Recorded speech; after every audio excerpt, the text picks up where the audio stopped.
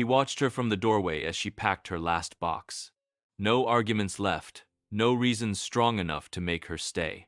Only silence, thick, heavy, suffocating silence between two people who once couldn't go a day without talking. She didn't cry. He did, but only on the inside. The kind of crying that doesn't reach the eyes, but tears something loose inside your chest. He told himself he was doing the right thing. That letting her go was love. That sometimes love meant stepping back so the other person could breathe. He didn't tell her that she was his breath. He smiled a fragile, dying kind of smile as he helped her carry the box to the car. The sun was setting behind them, soft light bleeding through the trees. It made everything look beautiful, even the end. She turned to him, her lips parting like she wanted to say something, but stopped. Maybe because she knew that if she said even one word she'd stay. So she nodded instead, a small, trembling nod, and drove away. The sound of the engine faded, but the silence stayed. And for the first time, he realized silence could be louder than goodbye. That night, he sat on the floor, surrounded by the ghosts of their life. Her books, her perfume, her laughter echoing in the cracks of the walls. He tried to convince himself he'd done it out of love. That she deserved more than a man who was slowly drowning in his own self-doubt. But as the hours passed, that noble lie began to unravel. He hadn't let her go to save her. He'd let her go because he was too afraid to be seen. Because deep down, he believed she'd eventually see all his brokenness. The parts of him he kept buried under jokes, silence, and half-truths. He thought leaving first would hurt less than being left. Days turned into weeks, weeks into months. He filled the spaces she used to occupy with noise, music, work, meaningless conversations. But everything felt like an echo of something real that no longer existed. He'd stand in the kitchen and reach for 2 mugs before remembering there was only one now. He'd walk past the mirror and catch his reflection, tired eyes, unshaven face, and wonder when he started looking like someone waiting for his life to start again. People said time heals. But time doesn't heal what you refuse to face. It just teaches you how to carry it more quietly.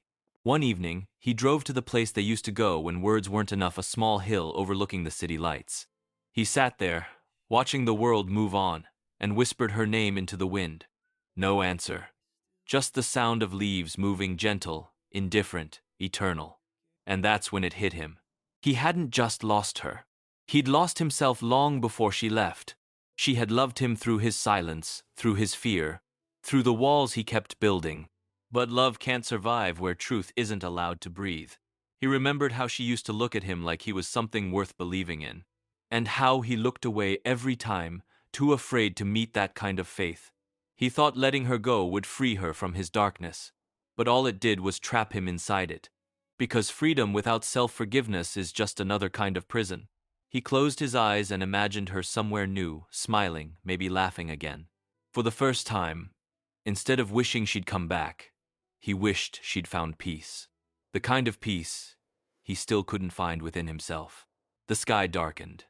The first star appeared faint, trembling. He wondered if she ever looked at it too, from wherever she was. He wanted to believe that somewhere, somehow, she knew he finally understood.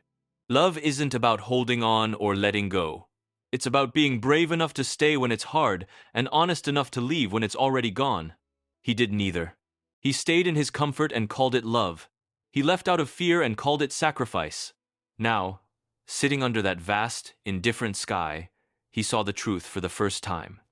He had spent so long trying to save her from his pain that he never learned how to save himself. Tears came, not loud or dramatic, just soft, steady reminders of everything unsaid. He wasn't crying for her anymore. He was crying for the version of himself that never learned how to be loved. Somewhere deep inside, something shifted. A small, fragile kind of acceptance. He couldn't go back. He couldn't fix it. But he could finally stop running. He stood, looked at the city lights below, and breathed. Really breathed for the first time in months.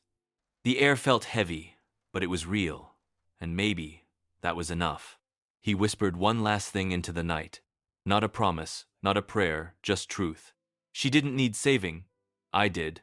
And as the wind carried those words away, a quiet peace settled in his chest. Not the peace of forgetting, but the peace of finally understanding. He turned to leave, his steps slow but steady, and for a moment he thought he felt her beside him, not as a ghost, but as a memory that no longer hurt. Because sometimes love's greatest lesson isn't in the holding or the losing, it's in learning to face yourself once the silence begins.